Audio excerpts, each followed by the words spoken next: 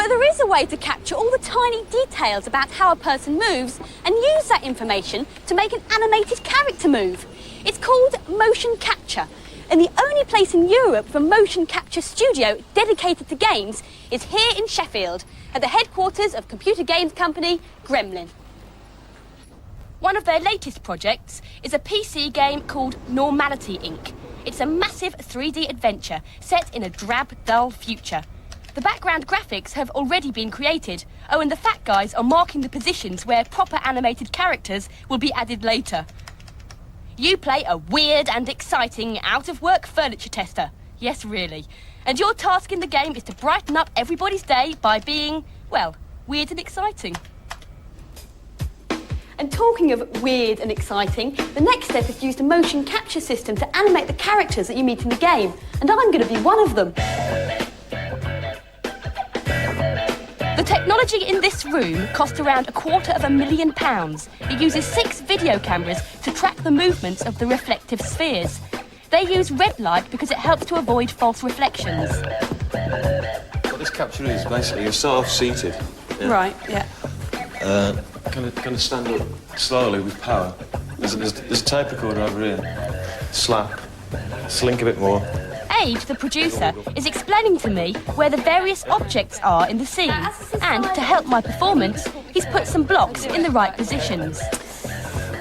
The tricky thing for me is to act as if I'm really in the scene, which of course only exists as computer graphics.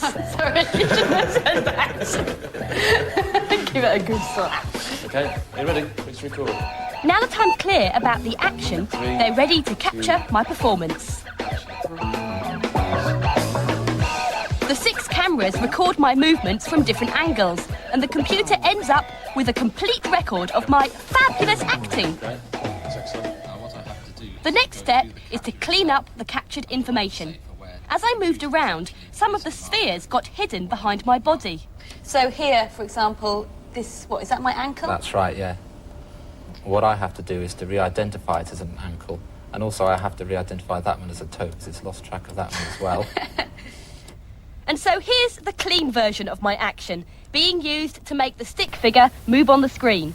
It's the strangest thing, but somehow I can tell it's me.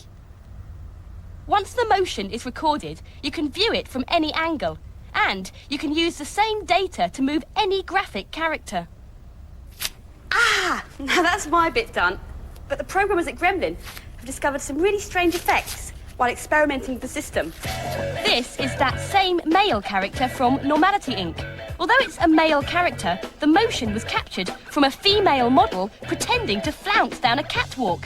Weird. Motion capture technology is set to revolutionise games which feature human characters. They'll move naturally and look as if they're real people set against a computer backdrop. This is a motion captured version of Violet Berlin, walking as naturally as possible, reporting for Bad Influence. Violet reckons she now holds the world record for the most appearances in games, mostly because of making films for Bad Influence. And here it is, Violet's performance captured into the actual gameplay of Normality, Inc.